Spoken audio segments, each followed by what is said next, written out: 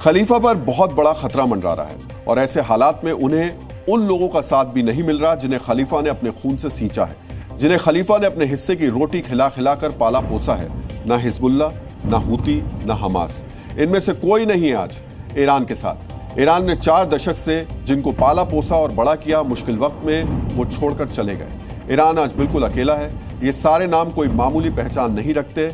ये इजराइल और अमेरिका के खिलाफ बड़े बड़े हमलों को अंजाम देते रहे हैं। ये दुनिया के सबसे खौफनाक आतंकी संगठन माने जाते हैं। इनके सहयोग से ईरान मध्य एशिया में एक बड़ी क्षेत्रीय ताकत बनकर उभरा था। आज वो अपने अस्तित्व की लड़ाई लड़ रहा है और इस लड़ाई में इन आतंकी संगठनों में से कोई भी ईरान के साथ नहीं खड़ा है। सब भाग खड़े हुए हैं। आखिर इसकी वजह क्या है? आज हम इसका डीएनए टेस्ट करेंगे। इजराइल भारत के मिजोरम जितना एक छोटा सा देश है जिसकी आबादी 1 करोड़ भी नहीं है। मुस्लिम देशों से घिरा यह अकेला यहूदी राष्ट्र है और चारों तरफ से दुश्मनों से घिरा हुआ है। हम इजराइल की बात कर रहे हैं। इसके उत्तर और उत्तर पूर्व में लेबनान और सीरिया है, तो दूसरी तरफ फिलिस्तीन। मैप में माचिस की डिबिया सा दिखने वाला इजराइल यमन और इराक से भी हमले झेलता रहा है।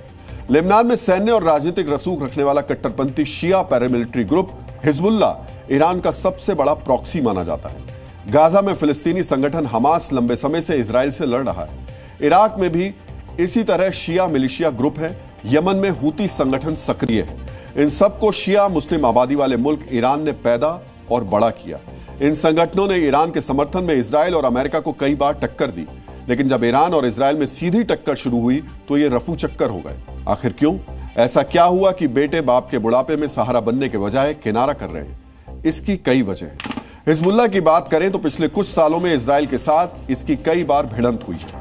इनमें हसन नसरल्ला समेत हिजबुल्ला के कई बड़े लीडर मारे गए। अब हिजबुल्ला इतना कमजोर हो चुका है कि वो इजराइल के सामने खड़े हो पाने की हालात में नहीं है। गाजा में फिलिस्तीनी संगठन हमास लंबे समय से इजराइल से लड़ रहा है और इसमें हमास के कई बड़े नेता ढेर हो चुके हैं। इजराइल ने बम और मिसाइलें मार मारकर गाजा को पूरी तरीके से मुर्दों के टीले के रूप में तब्दील कर दिया है। अमेरिकी प्रतिबंधों को झेल रहे ईरान से अब कुछ खास समर्थन नहीं मिलने के बाद हमास ने भी खुद को किनारा कर लेना ही ठीक समझा। ईरान ने इराक में जो शिया मिलिशिया ग्रुप खड़ा किया था, उसने भी इजराइल ईरान युद्ध से खुद को अलग रखा है। इराक के पीएम मोहम्मद अल सुदानी के अमेरिका से भी अच्छे संबंध हैं। ऐसे में उन्होंने मिलिशिया ग्रुप्स को टाइट किया हुआ है। यमन में सक्रिय हूती संगठन की हालत भी अब ईरान के समर्थन में उतरने की बची नहीं है। अमेरिकी स्ट्राइक में हूतियों की कई मिसाइल बैटरीज तबाह हो चुकी हैं और अब वो चुप रहने को मजबूर है। हमला किया था इजराइल के ऊपर। इजराइल ने उस समय ईरान के साथ कुछ नहीं किया, चुपचाप से। उनको मालूम है कि ये ईरान की प्रॉक्सी है, ईरान के चमचे हैं, भले ही वो सुन्नी हैं जबकि ईरान तो शिया देश है, लेकिन इजराइल ने पहले उनको चुन चुन के मारा। उसके बाद हिजबुल्ला फुदका। ईरान ने कहा यार हमास तो खत्म हो चुका है, अब तू कुछ कर। उसको चुन चुन के मारा और फिर हूथियों को ठोका। उसने नहीं, अमेरिकन ने ठोका और फिर अमेरिकियों ने हूथियों से कहा टाइगर ये पैसे ले लो और अब जो हमारे पानी के जहाज वहां से जाते हैं, इजराइल के जाते हैं या यूरोप के जाते हैं, उनके ऊपर आप हमला नहीं करेंगे। यानी ईरान ने जो आतंकी संगठन इजराइल को घेरने के लिए खड़े किए थे, उस सब के सब अब ढेर हो चुके हैं और ईरान बुरी तरीके से घिर चुका है। जिन आतंकी संगठनों को ईरान पर एक्सेस ऑफ रेजिस्टेंस यानी प्रतिरोध की धुरी कहा जाता था, अब उनकी ताकत, उनके तेवर, उनका डर एग्जिस्ट ही नहीं करता।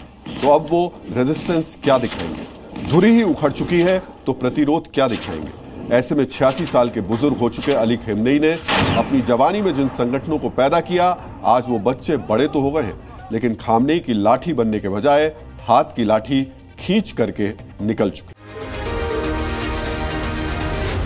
Z News।